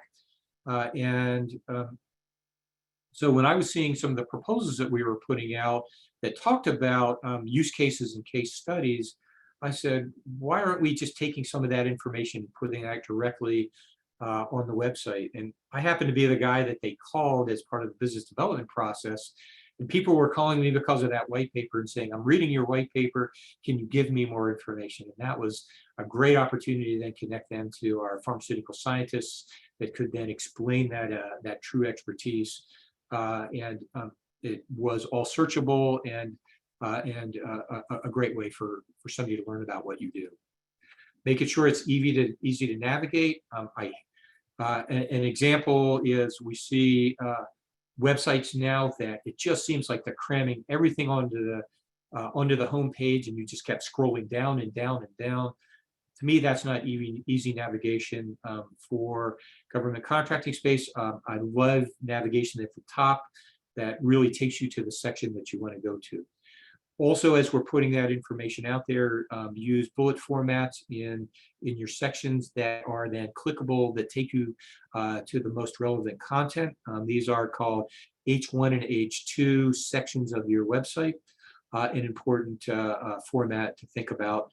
And don't forget your past performance and history, and that every single page has something called a meta tag, that is the content that was embedded within the tag within that page. This is what Google reads when they're serving you up if somebody's doing a search for what you do. Each page has a title, each page has a description, each page has a header 1, a header 2, and in the cases where you have images or photographs, also has something called an image tag. All these are relevant, highly searchable, and is by Google as they bring you up as when they index you. So important that we think about making your pages as relevant to Google as possible.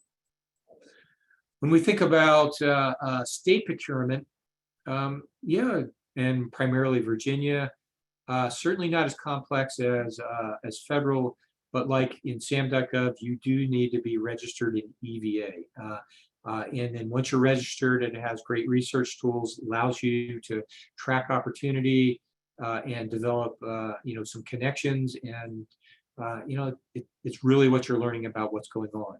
Now, a lot of local agencies, did you know George Mason University is a state agency?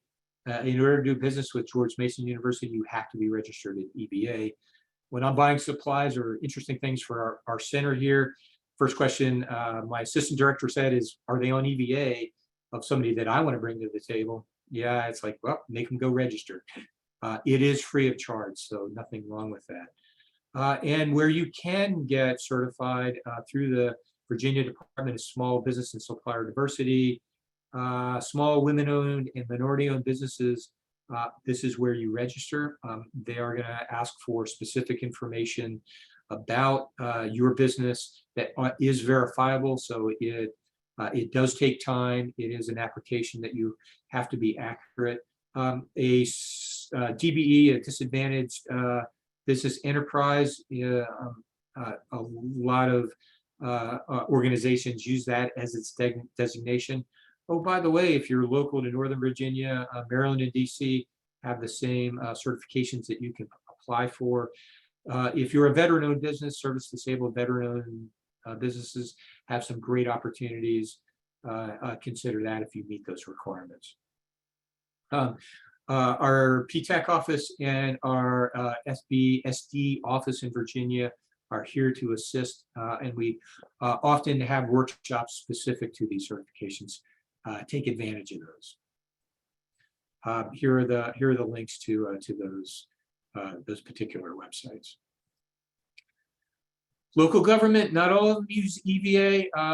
Interestingly enough, I'm one of the strategic partners for the County of Fairfax. We are the SBDC that supports the County of Fairfax. They just announced that they're opening up a business portal registration process where they're going to look for businesses that are interested in doing business with Fairfax County. Need to to be considered, register on their portal. What they want is essentially your capabilities. So when they have opportunities, they would invite you to the table. I believe that is opening now, and we're going to be encouraging all contractors to register with Fairfax County. It is going to be renewable every year, so they'll notify you to want to make sure that you're current. You may be purged out of the system if you don't re-register after 1 year. But there are cases when I asked the question, do they need to be an EVA? And the answer was no. It is not a requirement. We always need to understand what is their procurement process. We are in Northern Virginia connected to Arlington, Fairfax, Loudoun, and Prince William County. And they often have some unique, interesting procurement processes. We can help you navigate those. Same goes for some of the larger cities like Alexandria, Fairfax, and Manassas. What are their procurement processes?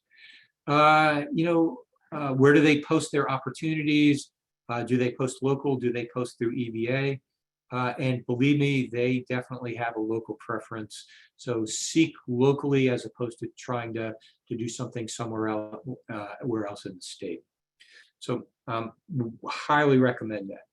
And where I'm going to end this, and this is really thinking that for government contracting 101, we always say it is very likely your starting process is unlikely to be, you would say, eligible to win a prime award. So the best place to start is teaming with another contractor. So as a team to go through it. We have teaming arrangements. We even can go all the way to a joint venture. Wanted to talk a little bit about what goes into that. So with teaming arrangements, really helps you get contracts a lot quicker. You're in the construction world or an area where bonding is important. A teaming agreement can help you with some of that bonding requirement. We always look at teaming agreements with companies that sort of have that same philosophy or that same corporate culture. If you're, the way you operate and the way I operate, are not in sync, it's going to be a bit of a challenge. We always say teaming agreements are in writing. They are a form of contract. And not uncommon to have teaming arrangements that are, you would say, RFP specific. So we might write a teaming agreement just to go after one particular award, which is going to outline some very specific roles and responsibilities. This is where you may say, I can do a little bit of a bigger contract. Now can I help be part of join part of a team to win much larger and more complex projects? The Mentor Protege program originally started with DoD, and some of the other agencies had very specific mentor proteges where a large prime would take a smaller protege company under their wings. And to tell you the truth, there weren't very many of those that were out there that had a lot of rules and regulations that didn't seem to make a lot of sense. So the SBA came out with their own mentor protege program called the All Smalls Mentor Protege Program. And this is where a mentor and a protege can combine forces and go after literally any type of award that neither the mentor or the protege by themselves could go after. An example is the protege might be service disabled veteran. The mentor might be a much larger company with all the past performance. The solicitation coming out says it requires a service disabled veteran small business. The combined entity now can go after those. But it requires an agreement that needs to be approved by the SBA, and it is a contractual relationship. So you have to find a mentor that's willing to take you under your wing, because I'm assuming most of our participants are the protege on the protege side. So teaming agreements and joint ventures are legal agreements. You do need your own attorney or lawyer to help make sure that we're writing good agreements. So what goes into an agreement? Well, purpose and duration. Is it for a specific solicitation? And how long does this agreement last? Important to say, if we're going after teaming to go after a specific award, I always say is, well, if you win that award, make sure it's defined in this teaming agreement what you get versus what the prime gets. We don't want it open-ended. Teaming agreements for IDIQ contracts, where you don't know what the task orders are going to be, we'll often find that you're left out because the task orders seem to better align with the prime than they do you. So we really want to define what is your role in the scope of work. What are the payment terms? We often want to make sure that you, small business, are going to get paid promptly should you be awarded. Now that's going to come up again in the subcontractor agreement, but if we wait till the subcontract agreement to say, yeah, they only want to pay you 60 days net, that's not what we would want you to be able to do. Yeah, let's define it in the teaming agreement. There may be exclusivity. You may have certain expertise, and more than one prime may say, will you team with me? One of them is probably going to ask for exclusivity, that you can't go work for another prime on this. The cost of proposals are going to be borne by both parties. So you will own your own time and cost to write your sections of your proposal. Same goes with the prime. They're going to define that confidentiality, because you may be learning some confidential information about your prime, same about you. So we're going to have a mutual confidentiality agreement set of clauses in there. If there's a dispute, what is the choice of law in terms of jurisdiction that the dispute is going to be addressed in a court of laws. Any regulatory or compliance issues are going to be explicit in there. They may be subject to some of the FAR regulations that are going to be coming down. Things like insurance and indemnification clauses are going to be defined in the teaming agreement. So do you have commercial business insurance, and is each party going to indemnify the other, that if there's a lawsuit that had nothing to do with you, the other company is going to indemnify you against any claims. Any limits of liability, if we can have some clauses in there that say, if there's somehow a lawsuit by a third party, is there some limitation of liability that prevents you from potentially exposing you to any claims if the prime for some reason loses the case. Taxes, we own, we deal with each of our own taxes. That's just not necessarily income tax, but that could be also taxes related to employment. And then the last clause, assignments of a contract. For example, if you may be potentially being acquired by another party, you may have to get permission to assign an agreement like this. So the buyer then of who's acquiring you can live up to that. So that assignment potentially would be in writing. So these are things that we tend to go over and help you with, as you're engaging with a contractual relationship with prime contractors. It is going to be in an area that you're hopefully can get to pretty quickly in part of your journey. So with that, why do teaming agreements fail? Cultural differences, unclear leadership as who's responsible for what, clash of management styles, team-oriented versus hierarchical structure, imbalance of expertise or investment that needs to go into these agreements, how the distribution of work is decided. It is important that we like to negotiate these before they're awarded. Payments and payment terms often are how relationships sour once awards are won. So with that, in summary, make sure you're eligible for the kinds of work that you're going to go after. Establish past performance, do the research and know your business, know what they have, develop a capability statement as soon as you can, and it constantly be revised and updated to support your customers' needs. And of course, that's really, I think we probably should have led this, know who buys what you provide, and stay on top of the forecasts and what people are asking for, and really stay focused. So don't get distracted by the next opportunity that's coming out that said, yeah, could we go after that?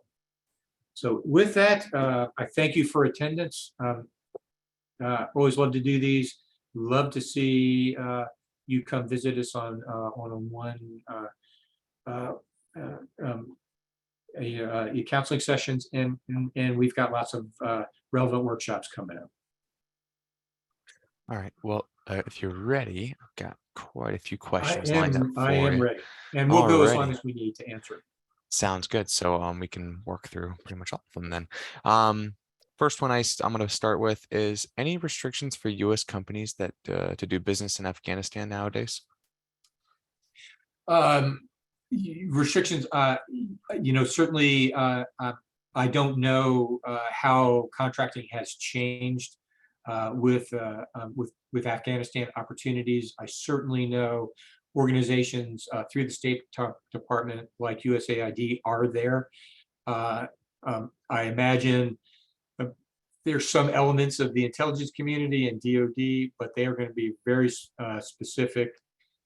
When it comes to countries that are kind of on the banned doing business lists like Cuba or Iran, those will be more specific with your ability to do relationships with either of those governments, or potentially those commercial entities on there. I don't know. The State Department would have to probably advise you on that. All right. Next one we'll roll into is there any information that we should not list on the government tab in regards to cybersecurity? For example, our EIN, DUNS number, unique ID, etc. Generally, I'd say it doesn't matter if it's on your website or not, because it's in the public domain already. They can get that same information from SAN.gov if you're registered. So keep it on there, make it easy. What I would avoid doing would be having email addresses that potentially could be utilized by spammers. For example, help at Mason SBDC. Spammers are going to use social engineering to try and potentially infiltrate your business by impersonating somebody else.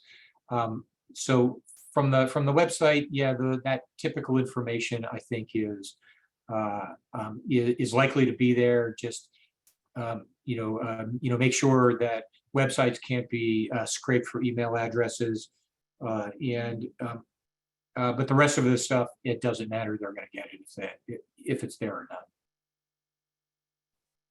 Okay.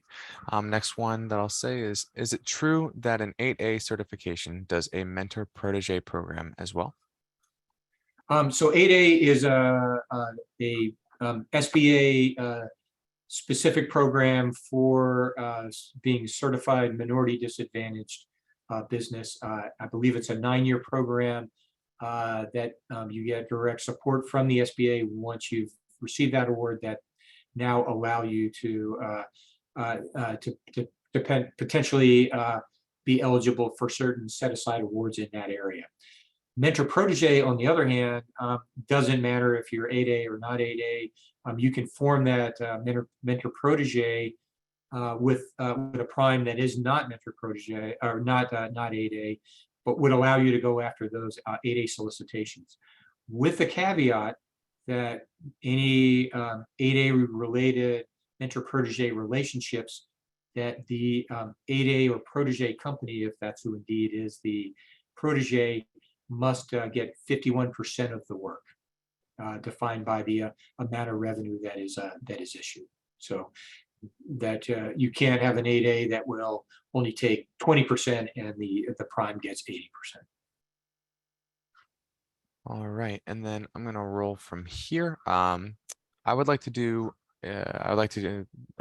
Can't speak. I would like to do a contract with Fairfax County Public Schools by providing therapy services to students. Who should I contact to discuss the contract? Where can I find the information, such as their needs, about the contracting with Yeah, them? so I probably have to do a little bit of research with that. We have to understand first what is the school procurement positioning, but not uncommon to say with the kind of thing that you're doing, you actually can find the people that that within the school itself, you can find email addresses and actually reach out to them and talk to them. That could be at the school administration level. That could be somebody that's performing a service.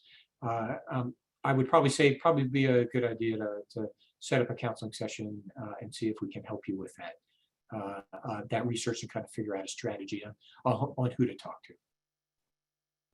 Alrighty. Next one. Are there any vegan food opportunities in government contracting? I touched on that one earlier, but someone asked that. Some vegan, meaning Vegan, yeah, yes, vegan food. uh, uh, uh, yeah, probably I don't know. I'm sure there are. Where we're dealing with commissaries, we're dealing with cafeterias, we're dealing with food service providers in facilities of all types. I'm sure there certainly may be. There often is a whole procurement process when you're dealing with, for example, military bases. They provide a bidding process for vendors to come in to service those military bases for commercial products that are purchased within the base. So I'm sure there are. Alrighty. Next one is, what advice can you provide to a retired federal employee with over 33 years of IT experience in starting a micro small business? So really good question. So one of the questions is that I'd probably say is, well, tell me a little more about your experience.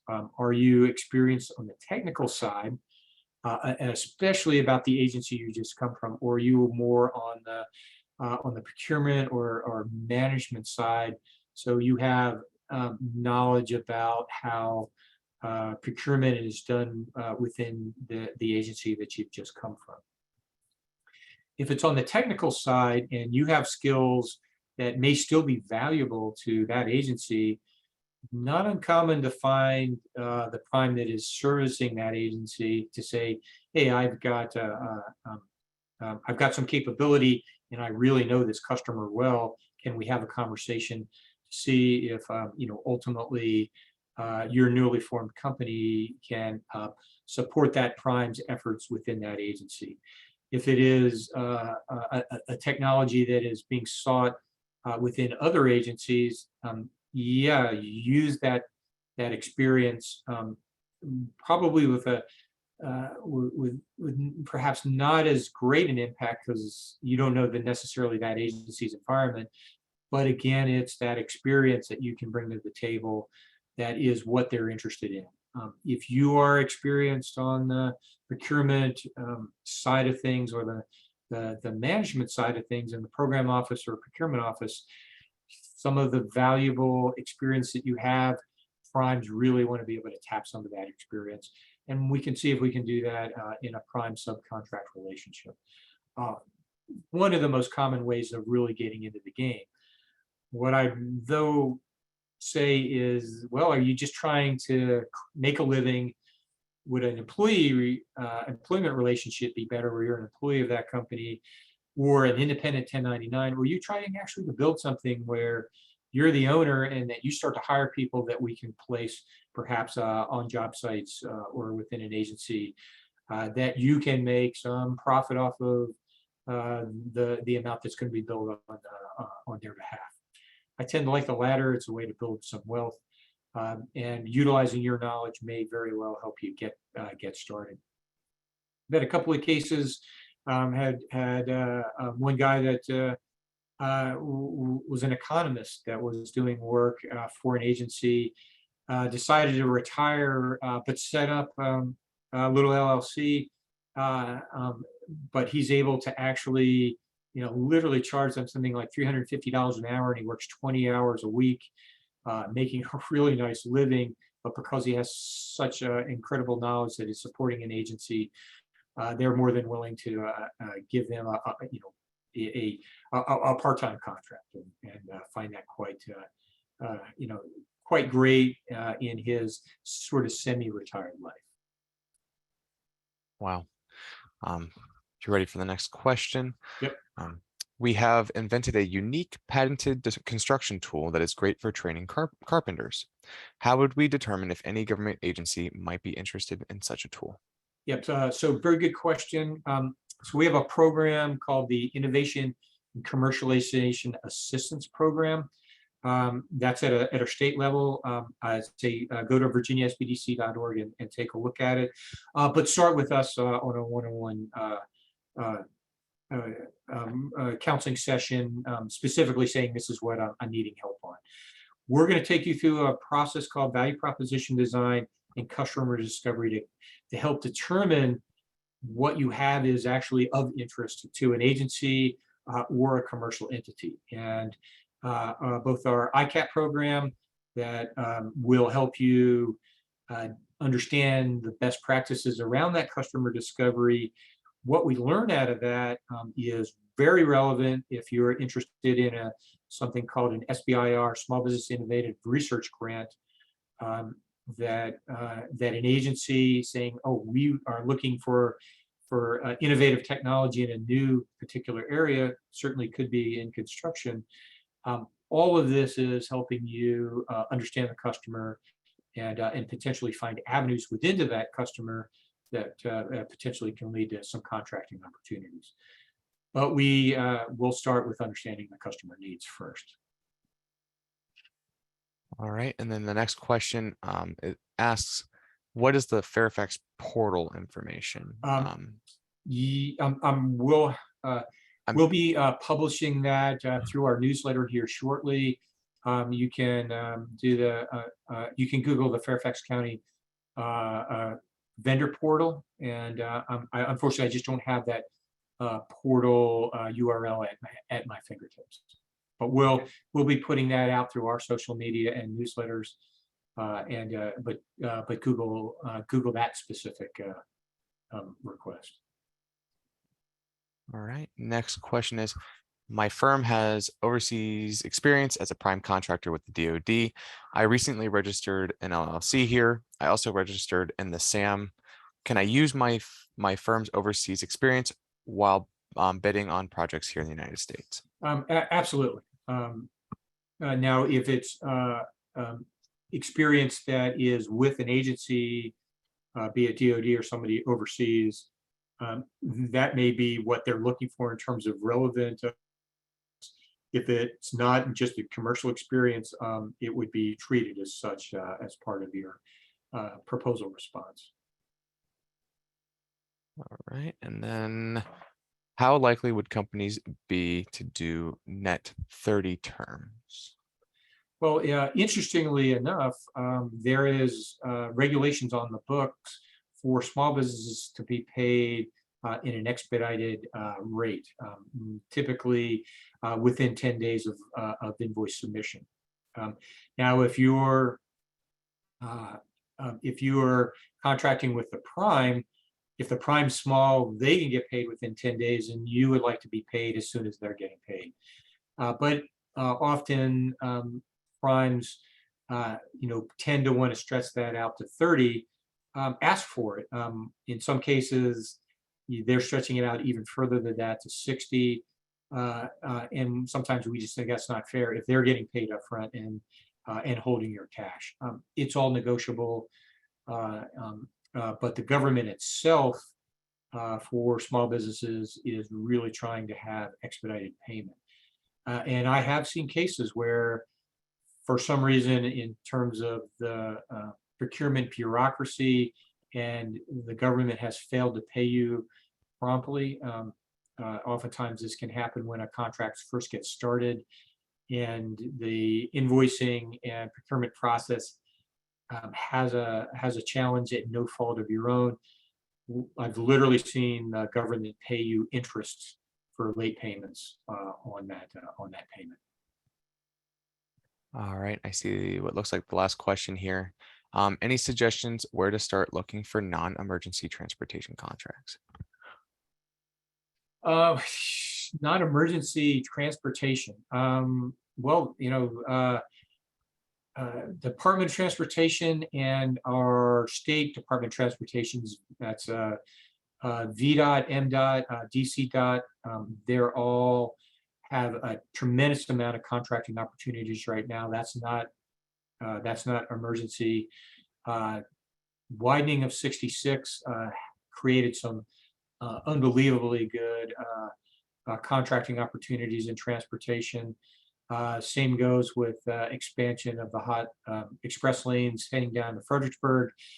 They're going to be doing the 270 expansion and even widening the Legion Bridge. Tremendous amount of money related to transportation. That's not emergency through the Infrastructure Act is going into place now. It is a great time to be in the transportation world. If it's transportation related to transporting patients, that's more likely related to not so much a government agency, but potentially where it's hospitals, being VA hospitals or clinics on military bases. Yeah, they set up those kinds of procurements, I'm sure. If you can embellish on that, I could see if I hit your question just right. Alrighty, well, I'm looking in the chat and let's see. So I just kind of had a quick question of what are the opportunities for hotshot trucking? For hotshot, I'm not sure what hotshot is, but trucking opportunities abound, both federal and commercial entities often get contacted to be part of logistics transports all the time. So just take a look at trucking and goods transportation logistics in some of your early searches, and you'll see what kind of opportunities that are out there. All right, I think that's all I see from questions. So I think we're good. All right. Oh, as I say that, here we go. This is, I think they're following up on the non-emergency transportation. They say NEMT brokers like Southeast Trans, Motive Care, Access to Trans. I have a similar business, and CMS and HHS only works with brokers for non-emergency transportation. Okay, so it's someone, I think it's a separate individual following up on it. Don't remember who asked that. Yeah, so I guess they're just helping answer the question. We always appreciate that advice. Got it. But that looks like that's it. So all right. Yeah. So we thank you very much for your attendance, your patience. Hopefully this has been helpful. We love your feedback. We hope that as you look to start and grow your business, that's what we're here for. And hopefully we'll see you in one of our next workshops and or in our counseling sessions. Yes, and I can put a link. I had it just here a moment ago. I'll put a link into the chat real quick. That is essentially, since everyone's at different jurisdictions in Virginia, this is the main link, or one of the main links, to kind of get your way to a one-on-one counseling session at one of the SBDC centers. However, in the follow-up email, if you're within our jurisdiction, it'll also have the information on how to set up or to schedule a one-on-one counseling session. So just stay tuned for that, and I will be getting that out to you soon. So thank you everybody for joining in this morning, and I will end the recording.